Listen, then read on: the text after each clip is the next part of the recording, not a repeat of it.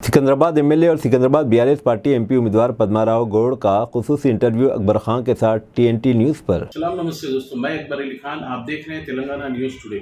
आज हमारे साथ मौजूद है हर दिल अजीज़ बीआरएस पार्टी के एमपी कंटेस्टेंट जनाब पद्माराव साहब। सर, तेलंगाना न्यूज़ टुडे में आपका स्वागत है। ठीक है, कुछ पूछना चाह रहे तो पूछें। ठीक सर, जैसे कि अभी आप कैंपेनिंग कर रहे हैं तो अवाम के बीच में जा रहे हैं, तो अवाम के बीच में आप किस मुद्दे को लेकर जा रहे हैं?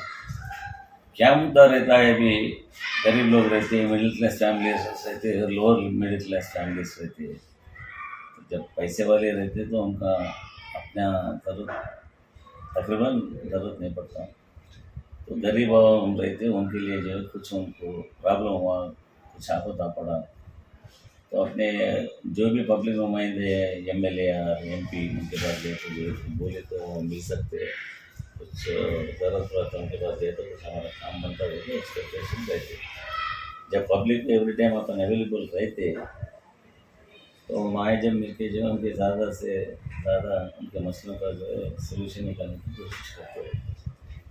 सर, अभी आपके अपोजिट में जो है बीजेपी और कांग्रेस जैसी पार्टी भी कंटेस्टेड कर रहे हैं, तो इस बारे में आपके क्या? कोई भी हो, पब्लिक नुमाइंदा जो है हर बार ईजी अप्रोचमेंट रहना और डेवलपमेंट के नाते जो है अपने को थोड़े बहुत फंड्स रहते एमपी को या एमएलए को, तो फंड्स यूटिलाइज करके जो है उनको मेन प्रॉब्लम क्या रहता है, छोटे छोटे सीवरेज लाइन एंड वाटर वगैरह वगैरह, और सीजन के लिए जो उनकी सर्विस करते हुए रहते हैं, उनको सुविधा देते जाएंगे, पब्लिक जो है सेटिस्फाई रहती है।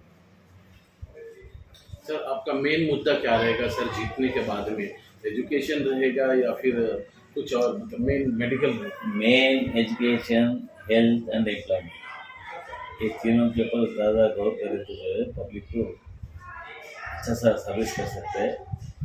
तो इवन एजुकेशन तो चल ही रहा, और हेल्थ के बारे में जो भी आया था हमारे पास जो अभी तक ये गुजरे 4-4.5 साल के अंदर 40 करोड़ रुपए CMR दे दिया।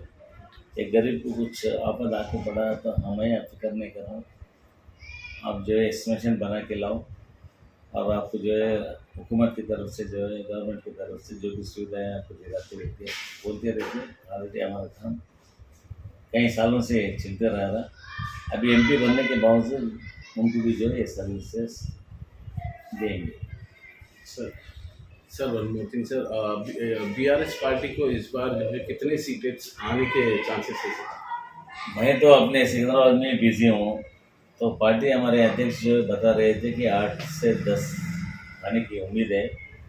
पहले से आपको ज़्यादा डेवलपमेंट हुआ और सिकंदराबाद जो है आप पक्का इलेक्शन जीत रहे बोलते हो बोले तो एक कैंडिडेट होते हुए हमको उससे ज़्यादा खुशी बात क्या होती। तो जहाँ भी गए पब्लिक में अप्रोच होकर हमको वोट अपन अपील करते रहते हो, लोग भी जो है बता रहे हैं कि आपको वोट देंगे, आपको जिताएंगे।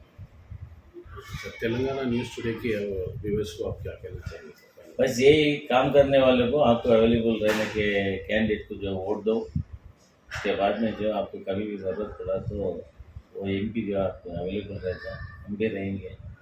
जैसा हमारे पास सीतापुर मंडी में एक अच्छा कॉर्पोरेट लेवल में ऑफिस है, ये इलेक्शन के बाद जो है नामपल्ली में भी जो है एक आधा ऐसा ऑफिस वहाँ पर भी खोलेंगे, तो एक सेंटर पॉइंट हो जाता हो पुराने वालों के लिए।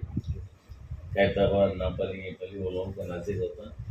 जैसा कि इलेक्शन खत्म होते जो है एक ऑफिस वहाँ पर भी खोलेंगे और हवाओं के लिए जो है टाइम देंगे। Okay sir.